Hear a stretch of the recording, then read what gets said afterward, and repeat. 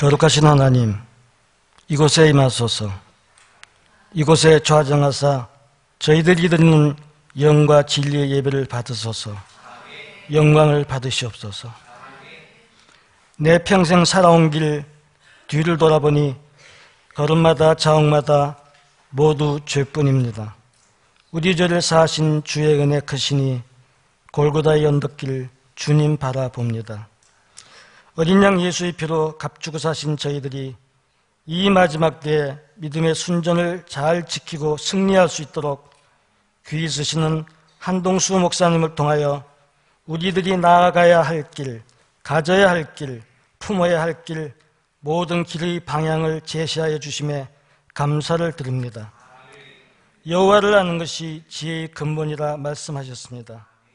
강사 목사님을 통하여 주시는 말씀을 인하여 저희들이 하나님의 계획과 뜻하시는 것을 깨달아 하나님이 기뻐하시는 삶을 살아갈 수 있도록 성령님 인도하여 주시옵소서.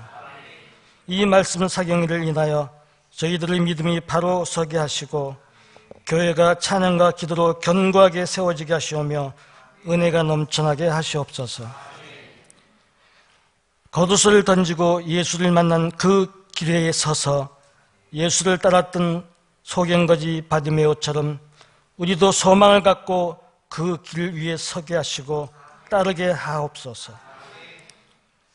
절체절명의 추락 같은 어둠의 시간에서부터 여명의 시간까지 하나님과 겨루어 이기고 하나님의 얼굴을 대면하여 보았으나 내 생명이 보존되었다고 환희의 고백을 토로하였던 야곱의 고백이 우리 고백이 될 수 있도록 이 시간 역사하여 주옵소서. 7별과 7촛대 사이에 임하시는 주님, 예수 그리스도를 전하고 배우고 닮아가는 이 재단을 축복하여 주시고 오늘에 이르도록 인도하여 주심을 무한 감사를 드립니다. 군목사역을 위해 파송된 박진수 목사님을 강건하게 붙들어 주시고 불가리아 사역을 위해 파송된 이재영 목사님 가정을 축복하여 주시오며 하나님께서 예배해 두신 사역의 모든 문들을 활짝 열어주셨고 구원을 얻도록 택하신 수많은 사람들을 붙여주셔서 많은 선교의 일매를 거둘 수 있도록 인도하여 주옵소서. 모든 것 감사드리며 우리를 구원하신 예수님 이름으로 기도드렸습니다. 아멘.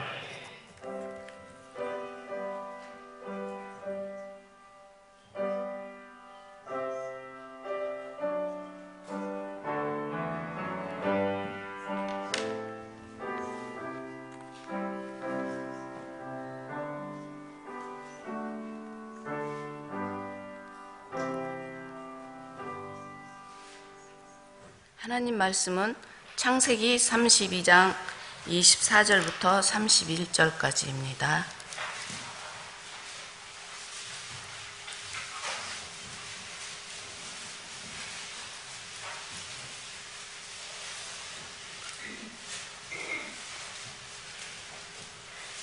야곱은 홀로 남았더니 어떤 사람이 날이 새도록 야곱과 씨름하다가 자기가 야곱을 이기지 못함을 보고 그가 야곱의 허벅지 관절을 치매 야곱의 허벅지 관절이 그 사람과 씨름할 때에 어긋났더라.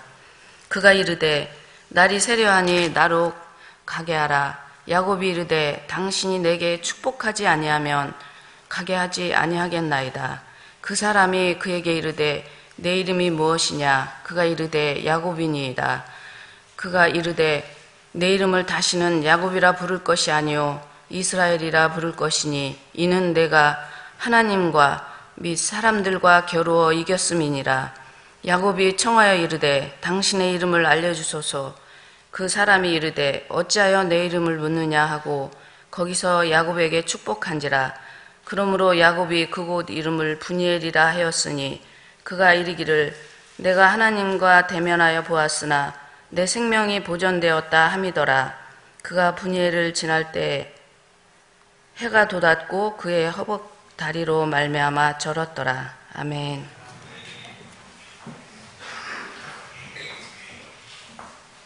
이 시간은 특송의 시간입니다. 우리 일지구 우리 목사님이 나오셔서 찬송가 288장 1절과 2절 간주하시고 3절 찬양하시겠습니다.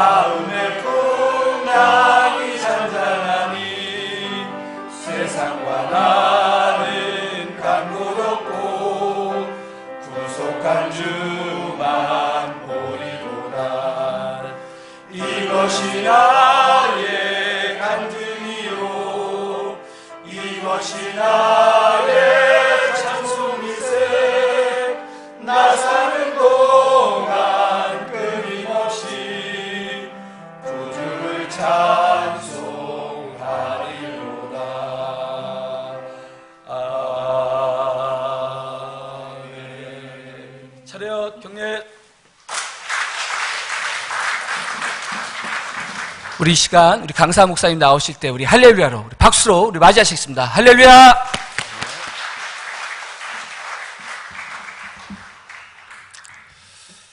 할렐루야. 우리 드려진 예물을 위해서 함께 기도합시다. 할렐루야. 감사합니다.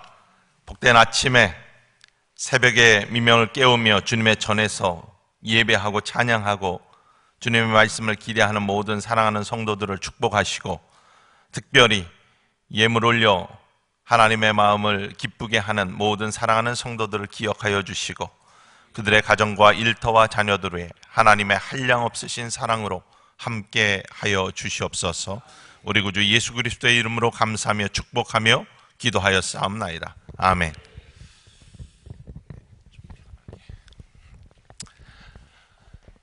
복된 아침입니다. 하나님의 놀라운 은혜와 평강이 여러분과 여러분의 심령 속에 가득하기를 주님의 이름으로 간절히 축원합니다.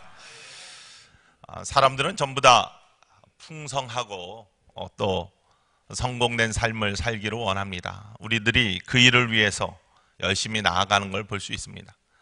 저희가 한 달에 한 번씩 미국 목사님들하고 같이 속회 웨슬리안 밴드처럼 해서 속회를 드리는데 그때 항상 함께 이렇게 물어보는 질문이 있습니다. 그들이 물어보면서도 그렇게 표현합니다. 이제 인도하시는 분이 원래는 이런 질문이 아니었는데 우리 미국식으로 하면 이렇게 된다. Is your soul doing well? 이렇게 물어보면 당신의 영혼이 어떻습니까? 뭐 지금 좋습니까? 이렇게 물어보면 되는데 거기에 질문을 바꿔가지고 prosper라는 단어를 집어넣습니다. 당신의 영혼이 지금 풍성합니까? 이렇게 물어봅니다. 그러니까 우리가 지금 자본주의 사회를 살고 물질의 시대를 살고 또 풍성함을 추구하며 살고 있는 것을 단적으로 보여주는 그러한 모습입니다. 영혼이 풍성합니까? 사실은 성경에 보면 영혼은 가난해야 된다고 했는데 거꾸로 영혼이 풍성합니까? 그리고 그 표현들이 우리에게 결코 익숙하지 않거나 이렇게 불편하지 않습니다. 이미 우리는 풍성함을 꿈꾸며 살고 있고 또 성공을 꿈꾸며 살고 있는 것이 우리들의 모습입니다. 정말로 많은 돈을 가졌으면 좋겠고 또 물질적으로 또 다른 어떤 것도 없는 것보다는 있는 게 낫다라고 그렇게 믿고 살고 있고 그런 것들을 꿈꿉니다. 목사님들이라고 해가지고 돈을 싫어하고 그러느냐, 이런 우스갯소리가 있습니다. 개신교 목사님하고 캐톨릭 신부하고 유대 랍비 중에 누가 더 돈을 좋아하느냐. 그래서 하나님께서 그걸 테스트하시기 위해서 돈다발을 위해서 딱 떨어뜨려 드리고 한 가지 조건이 있다.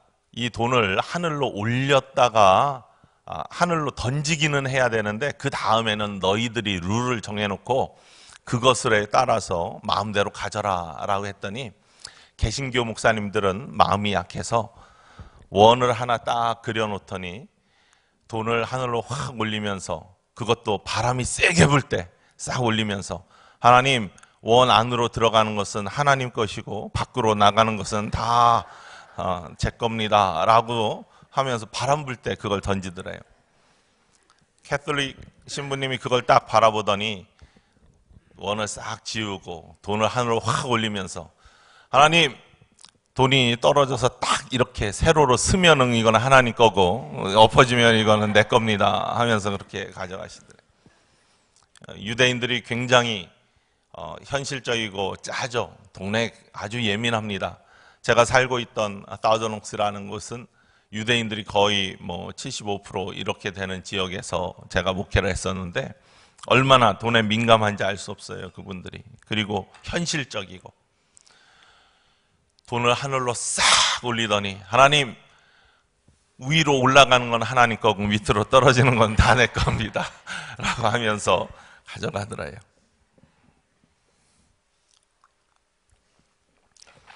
우리들의 삶에 있어서 물질 그리고 성공 이런 거 굉장히 중요한 삶의 모습입니다.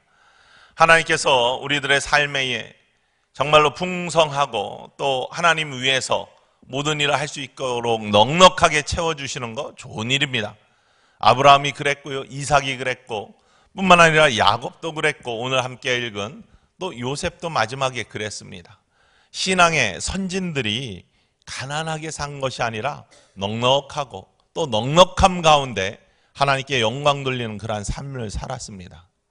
그런데 무조건 많이 있었다고만 해가지고 그의 영혼이 복되고 잘된 것인가 라는 것에 대해서는 우리가 성경을 통해서 다시 한번 우리들의 삶의 모습을 돌아볼 수 있는 이 새벽이 되었으면 좋겠습니다. 왜냐하면요, 야곱의 모습 속에서, 오늘 야곱의 모습 속에서 성공한 인생 같으나 성공하지 못하고 헤매이고 있는, 그러나 실패한 인생 같으나 그 속에서 성공의 모습이 나타나는 역설적인 그러한 모습이 드러나고 있기 때문입니다. 제 대학교 다닐 때 한참 유행했던 표가 뭐냐면은 TV 공익광고에서 세계의 10년은 우리의 1년, 이런 광고가 나왔었습니다. 한 30년 전쯤 되겠죠. 그때 세계의 10년을 따라잡기 위해서는 우리는 1년 동안 세계의 사람들이 10년을 한 일들을 우리가 쫓아가야 된다. 근데 심리학 과목을 듣는데 심리학 선생님이 그러더라고요. 우리가 이렇게 되면은 대한민국 망한다. 왜냐하면 세계 10년 했던 일을 우리가 1년 만에 하면 모두 다가 정신적으로 큰 스트레스를 받기 때문에 이걸 견딜 수가 없을 것이다. 이런 말씀을 하는 것을 지금도 기억합니다. 무엇인가 꿈꾸며 이루기 위해서 단기간 내에 빨리 무엇인가를 이루는 것. 그래서 지금도 속도의 시대를 우리가 지내고 있고 뭔가를 빨리빨리 이루는 것들을 꿈꾸며 가고 있는 우리들의 모습. 이민자들도 마찬가지입니다. 이민 와가지고 성공을 꿈꾸며 삽니다. 풍요를 꿈꾸며 삽니다. 그래서 성공과 풍요의 상징, 어떻게 표현할 수 없으니까 좋은 집을 갖는 거, 좋은 차를 타는 거. 우리 교인들로 보면은 집이 참 넓고 좋고 차는 웬만하면 다 렉서스 아니면 벤츠 타고 다니시는데요. 그런 것들을 통해서 내가 이만큼 이루었다라는 것들을 그렇게 보여주고 싶어 하시고 또 그것을 통해서 만족을 하시려고 하는데 그럼에도 불구하고 언제나 한쪽 구석에 있는 영적 갈증들, 뭔가 허전함이 있는 그런 모습들을 발견하지 아니할 수가 없습니다. 제가 수없이 많은 임종들을 보고 특별히 한국에서, 미국에서 많은 분들을 만나면서 임종하기 전에 정신이 없으시고 약물 때문에 그냥 의식 없이 돌아가시는 분들이 꽤 많은데 그렇지 않으신 분들, 이제 의식이 있어서 대화할 수 있는 기회가 생긴 그런 분들이 계십니다. 이런 분들 쭉 이야기해 보면 특별히 남자분들은요, 맨 마지막에 여러 가지 말씀을 하시는데 그동안 볼 수 없었던 그런 말씀들을 하세요.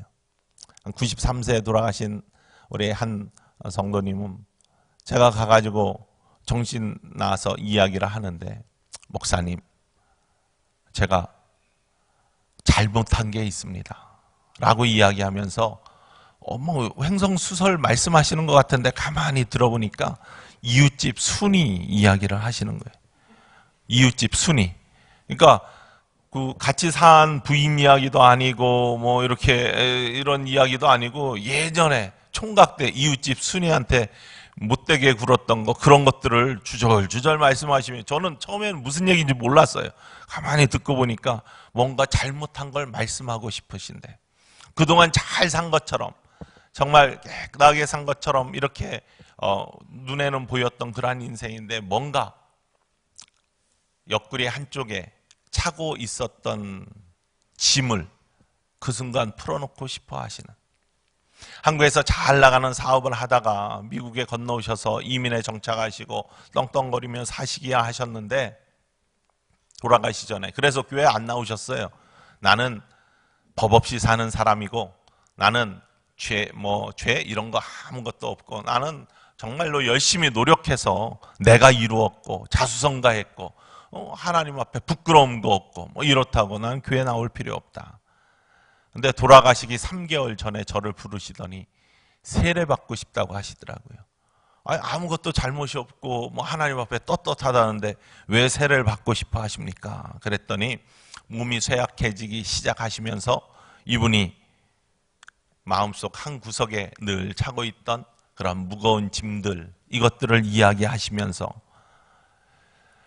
내가 내 힘으로 산 줄 알았는데 계속해서 돌아보니 내 옆에 우리 집사람이 없었으면 나는 삶의 의미가 없었을 터이고 이 지금의 내 삶이 없었을 터이고 또 내 자식들이 없었으면은 내 힘든 시간을 견딜 수 없었을 것이고 뭐 이렇게 줄줄 얘기하다 결국에는 나는 지금 그분이 어떤 분인지는 잘 모르는데 교회를 안 나오셨으니까 말씀을 모르니까 그런데 제가 신방 갈 때마다 말씀드린 예수 그리스도에 대해서 십자가에 대해서 곰곰이 생각해 보니까 그 예수 그리스도 하나님이라는 분 없이는 내가 이 땅을 살아갈 수 없었을 것 같습니다 라고 고백하시면서 나에게 알게 모르게 나의 옆에서 언제나 나를 지켜봐 주시고 계셨던 그 하나님이라는 분 이제부터라도 알고 싶습니다 라고 하면서 한쪽에 있었던 짐들을 고백해내시는 그런 한 분은 한 달 전쯤에 돌아가셨어요.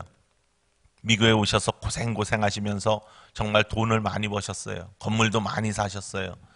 그러한 집사님 한 분이 계셨는데 이 집사님은 암에 걸리셨어요. 전립선 암으로부터 시작해서 온몸에 암이 퍼졌는데 요즘 약 좋습니다. 정말로 좋은 약이란 약, 비싼 약이란 약, 나오는 신약들 다 먹으면서 완전히 다 퍼진 상태에서 8년을 견디셨어요. 그러면서 어느 순간 이제 때가 다 돼서 하나님 품으로 가셨는데 가시기 얼마 전에 이런 말씀을 하세요. 목사님, 참 인생이 외롭습니다.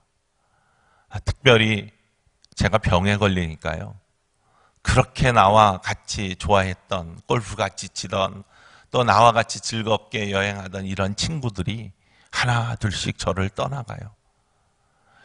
인생이 원래 외로운 건가요? 이렇게 말씀하시면서 울먹울먹 하시면서 삶의 모습 속에 뭔가를 많이 가졌다고만 해가지고 만족하고 뭔가를 많이 이루었다라고만 해서 마음이 다 채워지지 않는 그러한 모습들에 대해서 고백하는 많은 분들을 만났습니다. 오늘 야곱의 모습을 보면은 야곱은 성경 속에서 이런 뭔가를 많이 이룬 것 같지만 여전히 그 속에 허전함이 있었던 야곱의 모습을 발견합니다. 우리가 너무나 잘 아는 것처럼 야곱은 속임수를 써서 어떻게 해서든지 인생을 성공으로 만들겠다라고, 성공적으로 만들겠다라고 그렇게 꿈꾸며 형을 속이고 아버지를 속이고 장자의 축복을 빼앗고 뿐만 아니라 모든 것들을 다 이루기 위해서 꿈꾸는 삶을 살았던 사람이 바로 야곱입니다. 형의 장자의 명분을 빼앗기 위해서 형에게 붉은 죽을 팔았죠. 장자의 명분 대신에. 아버지를 속이기 위해서 눈이 나쁜 아버지의 눈속임을 하고 어머니와 짜고 아버지를 속입니다. 그리고 하고서 장자의 축복을 가로챕니다. 오늘 읽은 말씀에 보면은 맨 마지막 야복강까지 가 있는 그 모든 과정 속에서 20년의 과정 속에서 야곱이 얼마나 성공을 위해 꿈꾸고 갖기 위해 꿈꿨는지를 성경을 통해 다 바라볼 수 있습니다. 우리가 다 읽지 않아도 알고 있는 이야기입니다. 그가 심지어 도망칠 때에도 야반도주 하잖아요. 외삼촌 라반 집으로 형의 그런 분노를 피해서 도망칠 때에도 가면서 하나님을 만나는 축복을 갖습니다. 돌베개를 베고 잠을 자다가 상중에 하늘의 사닥다리가 하늘과 땅을 연결하는 그런 천사가 오르락내리락 하는 그런 꿈을 꾸면서 이 꿈에 대해서도 심리학자들은 그의 성격을 이야기합니다. 그가 꾼 이 하늘을 직선적으로 이렇게 올라가 있는 사닥다리, 뭔가 목적 지향적이고 뭔가 미래를 향한 꿈을 가지고 있는 야망이 많은 젊은 사람의 꿈 해석하는 그러한 심리학자들은 그의 꿈을 가지고서도 그렇게 이야기할 정도로 성공에 대한 강한 열망, 누군가 속이고 짓밟고 살아서도 뭔가를 이루고자 하는 그러한 야망의 모습들, 성공을 향한 열정의 모습들, 풍요를 향한 그의 간절한 바람들, 이런 것들을 이야기를 하고 있죠. 실질적으로 야곱은 그 자리에서 하늘과 땅이 연결되어 있고 그가 어디로 가든지 그곳이 바로 하나님의 집이다. 베ഥ엘 해서 하나님의 집, 베스는 집이고 엘은 하나님이니까요. 내가 어디로 가든지 하나님이 나와 함께 하시면 그곳이 하나님의 집이다 라는 그런 고백을 할 만큼 하나님도 내 편이고 내가 어디로 가든지 하나님은 내 편이고 나를 따라오신다라는 그러한 강한 열망을 가지고, 또 믿음이라면 믿음이라고 표현할 수 있는 그러한 믿음을 가지고 살아갔던 사람입니다. 외삼촌 라반의 집에 가서도 열심히 일했어요. 부인을 얻기 위해서 시간을 투자하고 재물을 얻기 위해서 꾀를 내고 속고 속이는 그런 과정 속에서 그가 많은 재산을 이루었습니다. 결국 외삼촌 라반 집에서 라헬, 레하 이렇게 두 빌하, 네 부인뿐만 아니라 자녀들 뿐만 아니라 수많은 양떼와 재물을 가지고 이제 라반의 집에서 고향 땅으로 돌아오기 위해서 나오게 되죠. 그에게 야복강까지의 인생의 전반기는 정말 모든 것들을 이루고 풍요를 꿈꾸며 성공을 꿈꾸며 살았던 정신없었던 삶, 앞만 보고 달렸던 삶, 그래서 많은 것들을 이루었던 삶, 이루었습니다. 재산이 많아졌습니다. 수많은 양떼와 재산을 가지고 나왔어요. 가정도 부인이 많다고 싸운 것도 아니고 그 당시의 문화니까요. 아주 다복한, 그리고 뿐만 아니라 자녀들도 많은 그런 아주 풍요로운 가정을 이루었습니다. 건강도 아주 좋습니다. 무엇이든지 할 만큼 지금 건강한 건장한 그러한 사람이었습니다. 그런데 형을 고향 땅으로 가기 위해서 외삼촌 나반의 집을 떠나서 나와 지금 야복강이라는 운명의 한 단계를 건너야 되는 인생의 후반전으로 지금 들어가야 되는 그러한 단계에 와 있는 야곱에게 두려움이 있었습니다. 뭔가 채워지지 않는 염려가 있었습니다. 허전함이 있었습니다. 그것을 해결하지 못하고 오늘 야복강가에서 하나님의 사자와 씨름하는 그러한 기도의 모습이 있는 것이죠. 바로 그 허전함이 무엇인가? 바로 형을 속였던 죄의 문제죠. 아버지를 속였던 죄의 문제죠. 성경의 말씀에 보면은 이삭의 축복을 받고 난 다음에 형 에서가 찾아옵니다. 형 에서가 찾아와서 아버지의 장자의 축복을 받기 위해서 아버지를 찾아가 요리를 해가지고 찾아가는데 이미 야곱이 어머니가 해준 그러니까 입혀준 그러한 위장과 또 요리를 가지고 이미 들어가 가지고 아버지의 축복을 받은 상태이죠. 형이 화가 납니다. 엄청나게 화를 내면서 뭐라고 하냐면요, 이렇게 이야기합니다. 창세기 27장 35절과 36절 말씀인데요,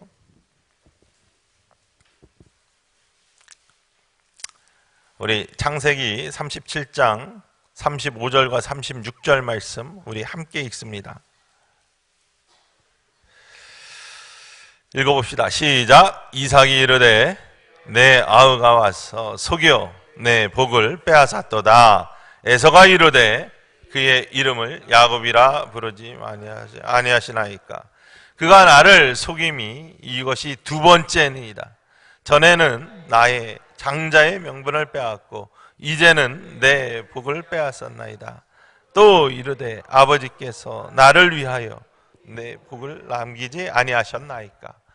지금 형이 얼마나 열불이 터집니까? 두 번이나 자기를 속여서 장자의 명분을 빼앗고 아버지의 복을 빼앗고 이제 야곱이라 부르지도 마십시오 하면서 화를 내는 그 모습, 그래서 자기를 죽이려고 하는 그러한 형의 모습을 보았던 야곱에게는 늘 어두운 그림자가 인생 중에 들어가 있었죠. 성공을 꿈꾸고 풍요를 꿈꾸면서 살긴 살고 그것을 잊고 살았는데 어느 순간 다시금 고향 땅을 생각하고 형을 생각하니까 전에 지었던 그 죄가, 그의 해결되지 않는 죄의 모습이 여전히 그의 한쪽 편에 자리하고 있다는 사실을 깨닫게 되는 것입니다. 그것이 야복강가에서의 야곱의 실존의 모습입니다. 여러분은 어떻습니까? 정말로 잊고 인생을 열심히 달려오고 지금 살고 있습니다. 뭔가 풍요를 꿈꾸며 가정의 행복을 꿈꾸며 또 나의 어떤 명예를 꿈꾸며 앞으로 달려가긴 하는데 그러면서 주변을 돌아보지 못하고 있지는 않습니까?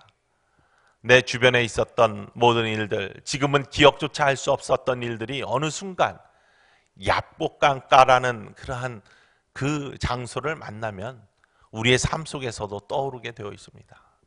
죄라는 것이 얼마나 깊고 무서운 것인지를 잘 보여주는 그러한 모습입니다.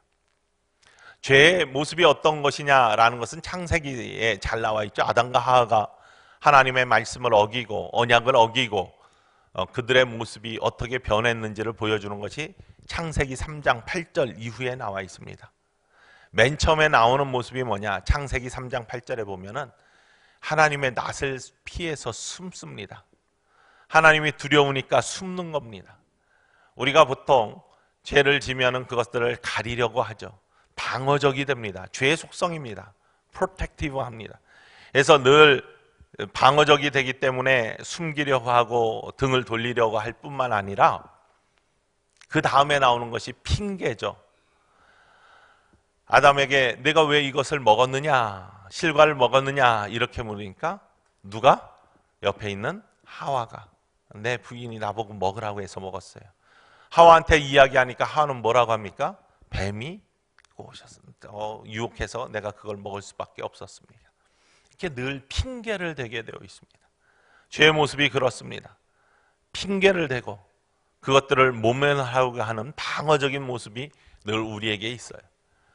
죄의 모습들 이미 지나갔으니까, 정말로 그리스도 예수 앞에 십자가 앞에서 해결하지 못하고 그냥 지나갔으니까 이제는 덮어졌겠지라고 생각하는 그러한 죄의 모습들.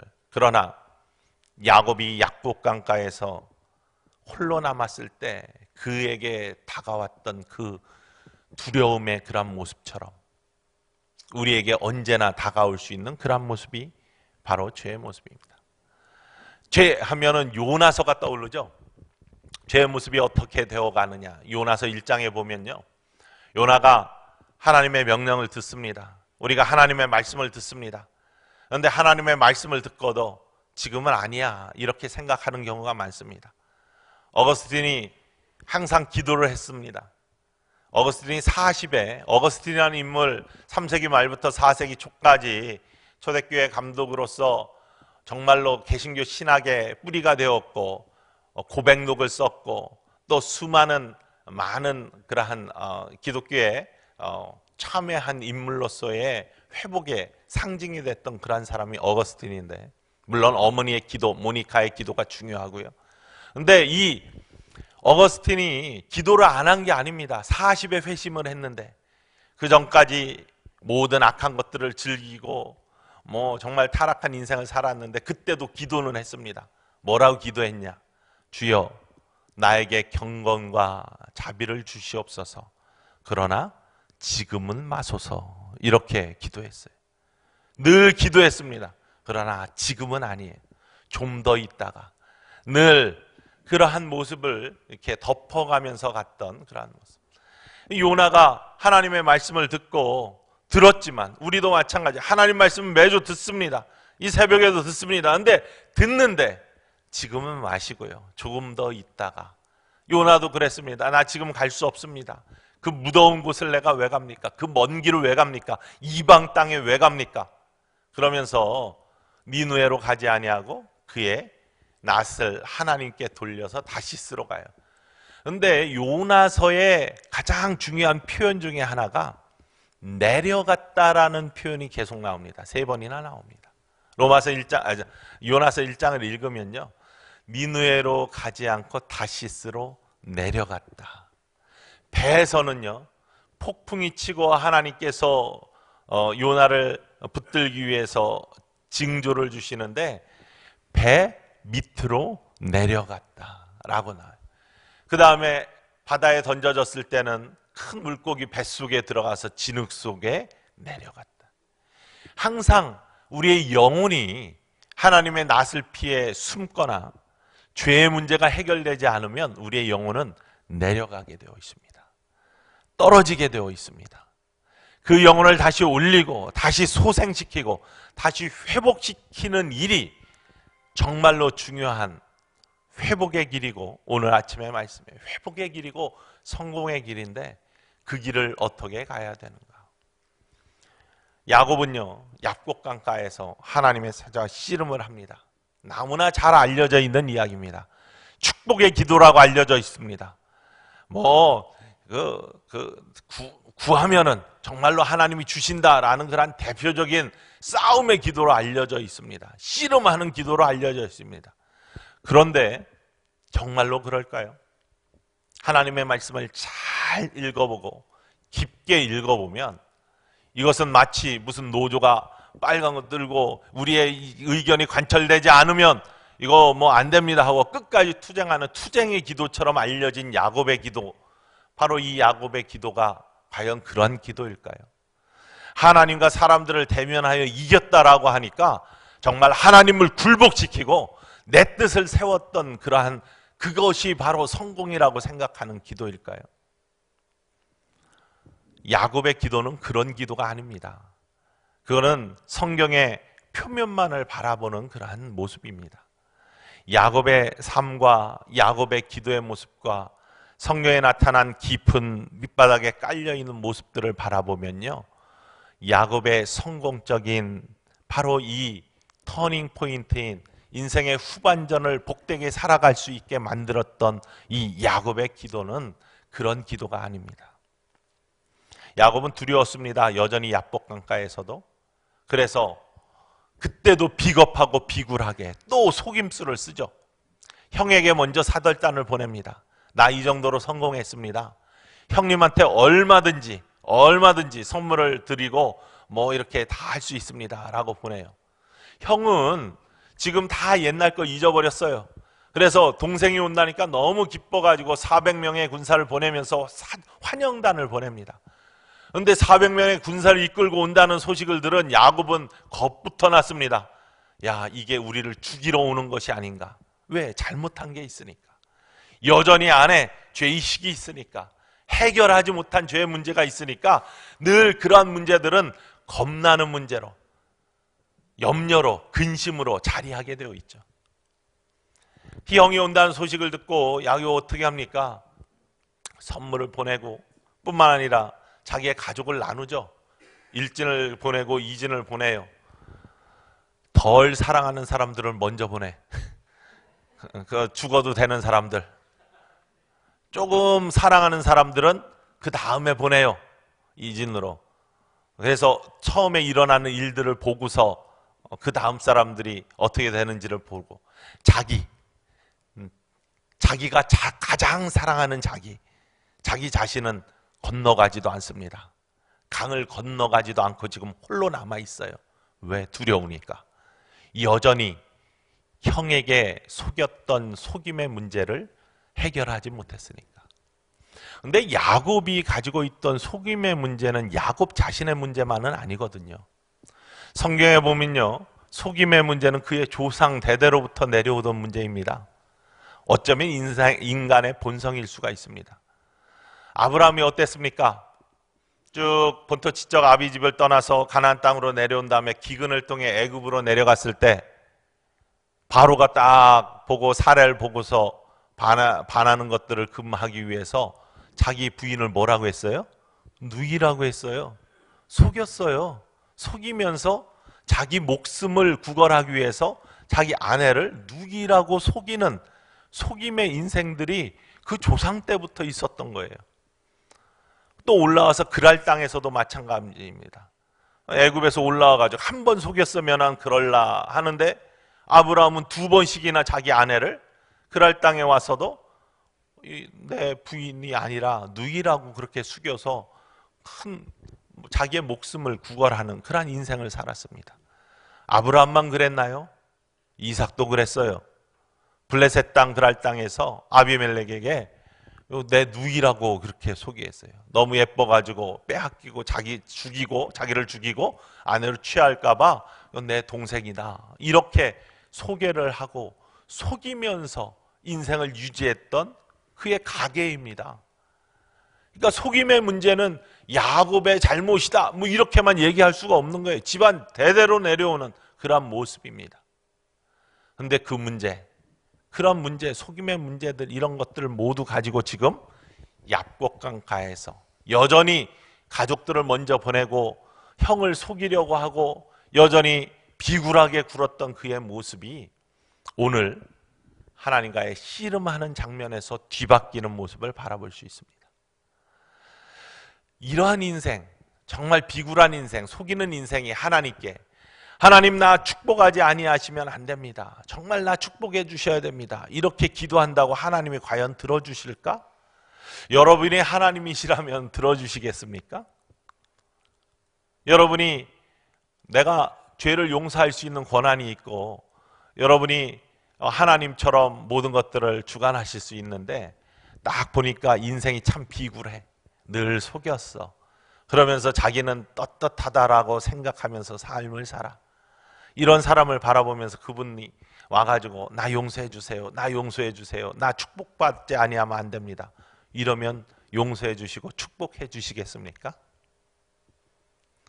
그런데 우리 하나님은요, 좋으신 하나님이십니다.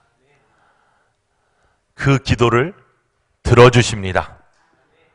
그러한 비굴한 인생에게도 하나님은 손을 내밀어 주십니다. 예수님과 함께 동행했던 베드로, 그가 잡혀갔던 예수님을 부인하고 십자가에도 나아가지 못하고 부활하신 예수님, 바로 부활하셨어도 여전히 숨어있고 떳떳하게 나가지 못했던 그러한 인생, 그리고 부활하신 예수님을 만났는데도요 새 먹지 못하고 갈릴리로 가가지고 고기 잡고 있었던, 옛날로 돌아갔던 베드로의 인생, 어떻게 보면 실패한 인생 같죠. 근데 예수님은 그런 베드로를 찾아가 주셨어요. 우리의 삶에 때로는 이러한 신앙의 실패들이 있습니다. 잘 믿고 싶었지만 베드로처럼 3번 예수님을 부인하는 경우, 내가 원치 않건 원하건 간에 하나님을 등졌던 그러한 경험들, 우리의 인생 중에 나도 모르게 하나님의 말씀에 엇나가게 살았던 그러한 야곱이 가졌던 큰 짐 같은 죄 문제들, 이런 것들을 가지고 우리가 살고 있는데요, 그러한 실패한 인생 같은 베드로에게도 예수님이 찾아오셨어요. 그리고 식탁에 초대하시죠. 식탁이라는 것은, 예수님 당시의 식탁이라는 것은요 생명의 결사 공동체입니다.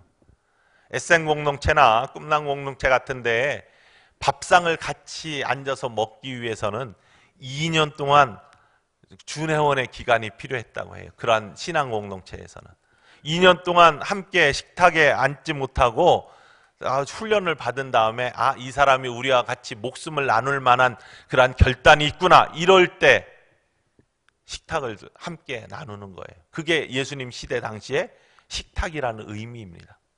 최후의 만찬 같이 했다? 이거는 정말로 중요한 의미가 다 담겨 있는 거예요. 그냥 밥같이 먹는 수준이 아닙니다. 근데 예수님이 자기를 배신하고 자기를 떠났던 베드로를 찾아오셔서 오병이어를 기억하게 하는 떡을 굽고 생선을 구운 다음에 그것을 보면서 그 자리에 베드로를 초대하시는 것이죠. 가서 같이 밥을 먹자, 이렇게 말씀을 하십니다. 그렇게 식탁에 초대하신 다음에 우리가 잘 아는 것처럼 내가 나를 사랑하느냐 3번 물으시죠. 다시금 사랑을 확인한 다음에 주님께서는 그의 영혼을 살리시면서 내 일을 대신해라. 거기 뒤에 보면은 다른 사람하고 비교하지 말고, 요한하고 비교하지 말고 나를 따르라, 이렇게 말씀하시면서 실패한 인생도 초대하시고요, 죄 지은 사람도 초대하시고 자격 없는 사람도 초대해 주시면서 새로운 회복의 길을 가실 수 있도록 우리에게 손 내밀어 주시는 분이 바로 우리 구주 예수 그리스도라는 사실입니다. 십자가가 그렇습니다. 결코 용서받을 수 없는 우리들의 죄를, 우리들의 목숨값을 대신하여 피 흘리시면서 죽기까지 복종하시며 우리들을 하나님 나라로 초대해 주시는 예수 그리스도의 십자가의 사랑, 바로 그게 우리 구주 예수 그리스도의 놀라운 은혜와 사랑이죠. 야곱은요, 하나님께서 야곱의 기도를 들어주시는데 2가지 이유가 있습니다.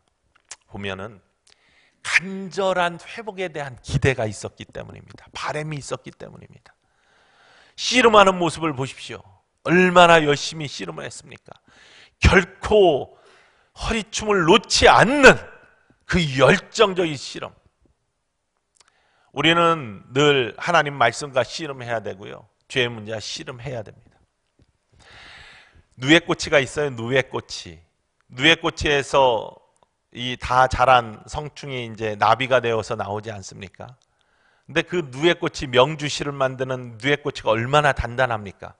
근데 이 나비가 되기 위해서는 그 누에를 뚫고서 나와야 됩니다. 씨름해야 됩니다. 8시간에서 10시간 동안 씨름을 해야 된답니다. 그런데 어떤 사람이 가만히 보니까 너무나 힘들게 나비가 되어서 나오려고 하는 그 딱딱함을 뚫으려고 하는 그러한 애벌레가 너무나 가여워서 가위로 그 누에 꽃이 이렇게 뭐라고 하죠? 코쿤을 이렇게 잘라 주었습니다. 그랬더니 금방 나오더래요. 30분도 안 돼서. 근데 나오자마자 그냥 죽어버리더랍니다. 나비는요, 그 안에서 그 딱딱함을 뚫고 나오는 그러한 날갯짓을 하면서 나오자마자 날 수 있는 힘이 생기고 자유롭게 날아다닐 수 있는 그러한 아름다움을 갖는다는 거죠. 우리들도 마찬가지입니다. 그리스도 예수 안에서 진리가 너희를 자유케 하리라 하셨고요. 예수님이 아니면 하나님께 나아갈 자가 없는데 주님 아니면 하나님께 나아올 자가 없다라고 해서 쉽게 그냥 예수님 하면은 나아가는 게 아니라 주님의 말씀과 씨름해야 됩니다. 죄의 문제와 씨름해야 됩니다. 주님의 말씀을 붙들고 씨름한, 야곱이 씨름하는 것처럼 씨름할 때, 정말로 간절한 기대가 있을 때, 정말 하나님 앞에 간절히 나아가고 싶고 하나님께서 원하시는 삶을 살고 싶고 내 영혼이 복되지고 싶고 하나님이 축복하시는 축복의 삶을 경험하고 싶다라는 그러한 간절한 기대의 하나님 말씀과의 씨름이 있을 때 여러분 영혼에 힘이 생기는 것이고 여러분 영혼에 능력이 생기는 것이고 여러분 능력에 하나님을 닮아가는 은혜의 삶이 나타나기 시작한다는 사실입니다. 야곱은 그런 씨름을 한 겁니다. 처음에 씨름할 때는 여전히 나의 뜻을 이루기 위한 씨름을 시작했겠죠. 내 뜻대로 되기를 원합니다라는 씨름을 하기 시작했겠죠. 하나님도 참 힘들으셨을 거예요. 끝까지 자기의 뜻을 굽히지 않으니까. 이때 하나님이 하신 게 뭔지 아십니까? 그의 힘을 빼는 거죠. 중심을 치시는 겁니다. 모든 힘의 근거인 허벅다리의 뼈를, 관절을 친 것입니다. 여기 힘이 없으면 어떤 힘으로 씨름을 합니까? 자기의 힘이 없는 겁니다. 하나님께 질질 끌려가면서도 순종할 수밖에 없어요. 여전히 붙들고 있으나 이제는 내 힘이 아니라 하나님의 능력을 의지할 수밖에 없는, 정말로 그 다음에 나오는 말씀, 하나님이 축복하지 아니하시면 이를 관둘 수 없습니다 라고 할 때 그 축복은요, 내 뜻을 이루어 달라는 축복이 아니라 이제는 정말로 내 영혼이 자유로워지고 싶습니다. 두려움으로부터 벗어나고 싶습니다. 죄의 문제로부터 자유로워지고 싶습니다. 하나님, 형을 만남에 있어서 그 길을 형통하게 되기를 원합니다 라고 하는 그러한 간절함이 들어있는 기도로 그의 기도가 바뀌었다는 거예요. 하나님이 세상을 심판하시고 물로 심판하셨을 때 노아의 방주를 기억해 보십시오. 배에는요 3가지 요소가 필요합니다. 나무로 만든 배, 박스만 필요한 게 아니라 동력이 필요하죠. 모터로 가든지 아니면 돛을 달든지, 예전엔 돛이 없겠죠. 그러한 동력이 필요합니다. 그래야지 어디는 갈 수 있죠. 키가 필요합니다. 방향을 정하는 것이죠. 또 동력에는 뭐 노가 필요하든지 돛이 필요하든지 그런 것이죠. 그리고 섰다 갔다 할 수 있게끔 필요한 것이 뭡니까? 닷이 필요합니다. 이게 배에 꼭 필요한 것입니다. 그렇지 않으면은 뭐 닷이 없으면은 정박할 때 정박할 수 없고 휘둘릴 수밖에 없습니다. 그런데 노아의 방주에는요, 하나님이 지으라고 하는, 심판 때 지으라고 하는, 죄 때문에 지으라고 하는 노아의 방주에는 이 3가지가 없습니다. 돛도 없고 동력도 없고 가고자 하는 방향 키도 없고, 뿐만 아니라 정박하고 자기 마음대로 섰다 갔다 할 수 있는 그러한 닷도 없습니다. 그냥 물 위에 떠서 흐르는 대로 흐르고 하나님께 모든 것들을 맡긴 것이죠. 이렇게 맡김의 모습 속에서 새로운 아라랏산에 정박했을 때 새로운 꿈에, 그러한 새로운 세상이 펼쳐지게 되는 것입니다. 여러분, 이 아침에 우리가 야곱의 모습을 통해 다시 한번 분이엘의 아침을 맞이하는 복된 야곱의 모습을 기억할 수 있었으면 좋겠습니다. 정말 간절한 마음으로 나에게 인생의 전반전이 어떠했던 간에 지금 이 순간이 야복강가의 나의 삶이 되어서 이전까지 갖고 있었던 나의 모든 염려와 두려움, 혹시 해결하지 못했던 죄의 문제가 있으면 오늘 이 아침에 십자가의 보혈의 피의 능력으로 나를 덮어주시고 새롭게 하시고, 야곱이 씨름했던 것처럼 주님 붙들고 오늘 씨름하기를 원합니다. 하나님, 나와 함께하여 주시옵소서. 해결하여 주시옵소서. 나의 인생의 모든 모습이 형통하게 되기를 원하는데 겉으로만 풍요한 것이 아니라 나의 영혼이 풍요로워지기를 원합니다. 나의 영혼이 행복해지기를 원합니다. 야곱이 씨름하고 난 다음에 그는 절었어요. 겉은 멀쩡했던 야곱이 이제는 약간의 불구의 모습을 갖게 되었어요. 그러나 그의 속은 행복한 사람이 되었습니다. 더 이상 어두움이 사라진 인생이 되었습니다. 분이엘의 아침이 밝아옵니다. 분이엘의 아침은 하나님과 대면하여서 이기는 모습, 바로 그 모습이죠. 겨루어 이긴 모습. 그러나 그 겨루어 이긴 모습이 자기의 뜻을 관철시킨 모습이 아니라 하나님이 원하시는 인생으로 내가 바뀌었다라는 것을 고백하는 인생입니다. 성령 충만하다는 의미가 무엇입니까?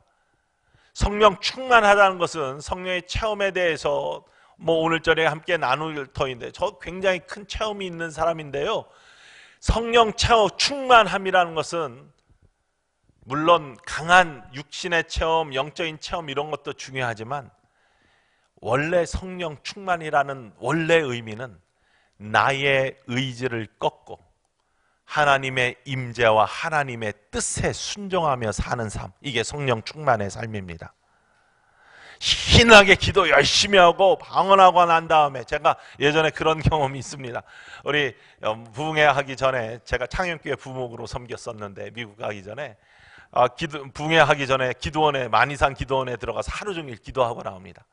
딱 들어가가지고 기도 하루 종일 하고 막 정말 뜨겁게 기도하고 열심히 기도하고 은혜 충만하다고 하고 나오면서 목사님 너무 좋아요 하고 막 나오는데 사람들이 막 뛰어가요. 어디를 뛰어가. 그래서 나는 왜 그러나 백 돌리면서 막 뛰어가가지고 쫓아갔습니다. 버스에 막 타가지고 백도 놓고 손수건도 놓고 뭐도, 권사님 이쪽으로 와, 내가 자리 맡아놨어, 내가 맨 첫 자리, 뭐 이렇게 좋은 자리 다 맡아놓는 거예요. 성령 충만하게 받았다고 하고서 와가지고 자기 친한 사람 좋은 자리 맡아놨다고, 다른 사람은 저 쭈그려져서 저 뒤에서 덜컥거리면서 오라고 하는 그런 모습, 이런 게 성령 충만한 게 아니잖아요. 내 뜻을 꺾고 내 의지를 꺾고 하나님의 말씀에, 하나님의 뜻에 순종하며 사는 삶, 그것이 여러분의 영혼을 복되게 만들고 풍요롭게 만들고 의미 있게 만들고 행복하게 만드는 근본적인 아름다운 모습임을 이 아침에 기억할 수 있기를 원합니다.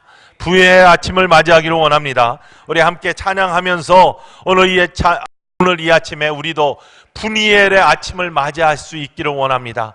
하나님과 겨루어 이길 수 있기를 원합니다. 그 이김은 내 뜻을 관철시키는 것이 아니라 하나님의 뜻을 내 삶의 원동력이 되고 힘이 되게 받아들이기를 원합니다. 그것이 바로 이기는 삶이고 승리의 삶이고 축복의 삶임을 고백할 수 있기를 원합니다. 괴로울 때 주님의 얼굴을 바라보고, 힘들 때, 세상에서 답답한 일을 당할 때 주님의 얼굴을 바라보면서 주님께서 나에게 주시는 놀라운 은혜와 힘들을 경험하는 삶, 바로 그것이 다른 것이 아니라 축복의 삶, 회복의 삶, 의미 있는 삶, 영의 삶임을 다시 한번 기억할 수 있기를 원합니다. 함께 찬양합니다. 괴로울 때 주님의 얼굴을 보라. 괴로울 때 주님의 얼굴 보라. 평화의 주님 바라보아라. 세상에서 시달린 친구들아, 위로의 주님 바라보아라. 눈을 들어 주를 보라. 내 모든 염려 주께 맡겨라. 슬플 때에 주님의 얼굴 보라. 사랑의 주님 안식 주리라. 힘이 없고 내 마음 연약할 때 능력의 주님 바라보아라. 주의 이름 부르는 모든 자는 힘주시고 늘 지켜주시네. 눈을 들어 주를 보라. 내 모든 염려 주께 맡겨라. 슬 때에 주님의 얼굴 보라. 사랑의 주님 안식 주리. 눈을 들어 주를 보라. 내 모든 염려 주께 맡겨라. 슬플 때에 주님의 얼굴 보라. 사랑의 주님 안식. 눈을 들어 주를 보라. 우리 함께 눈 감고 눈을 들어 주를 보라. 내 모든 염려 주께 맡겨라. 슬플 때에 주님의 얼굴 보라. 사랑의 주님 안식 주리. 다시 한번 합니다. 눈을 들어 주를 보라. 내 모든 염려 주께 맡겨라. 슬플 때에 주님의 얼굴 보라. 사랑의 주님 안식. 다시 한번 마지막 찬양으로 기도합니다. 눈을 들어 주님을 봅시다. 염려, 근심, 죄 문제 모든 것들, 어두움들을 우리 주님께 맡겨라. 슬플 때 주님의 얼굴을 보고, 두려울 때 주님의 얼굴을 봅시다. 야곱처럼 아침에